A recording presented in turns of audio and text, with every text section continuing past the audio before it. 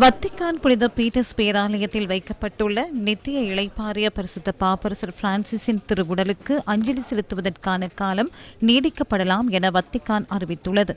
பாப்பரசரின் திருவுடலுக்கு அஞ்சலி செலுத்த அதிகளவான பொதுமக்கள் வருகை தருவதால் அதற்கான காலம் நீடிக்கப்படலாம் என வத்திக்கான் தெரிவித்துள்ளது. பாப்பரசரின் திருவுடல் பீட்டர்ஸ் பேராலயத்தின் பீடத்திற்கு முன்பாக வைக்கப்பட்டு 12 மணித்தியாலங்களுக்குள் 19,403 பேர் அஞ்சலி செலுத்தியுள்ளனர்.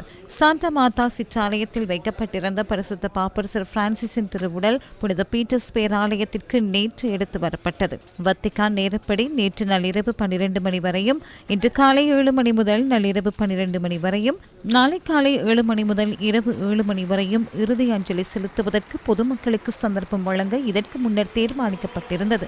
இந்த நிலையில் வத்திக்கானில் பாதுகாப்பை பலப்படுத்துவதற்கு இத்தாலி போலீசார் நடவடிக்கை எடுத்துள்ளதாக சர்வதேச ஊடகங்கள் தெரிவிக்கின்றன.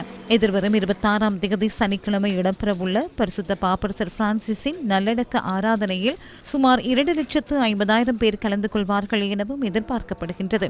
நல்லடக்க ஆராதனையில் அமெரிக்க ஜனாதிபதி, பிரித்தானிய பிரதமர், பிரான்ஸ் ஜனாதிபதி, யுக்ரைன் ஜனாதிபதி உள்ளிட்ட பல நாடுகளின் தலைவர்களும் கலந்து கொள்ள உள்ளனர்.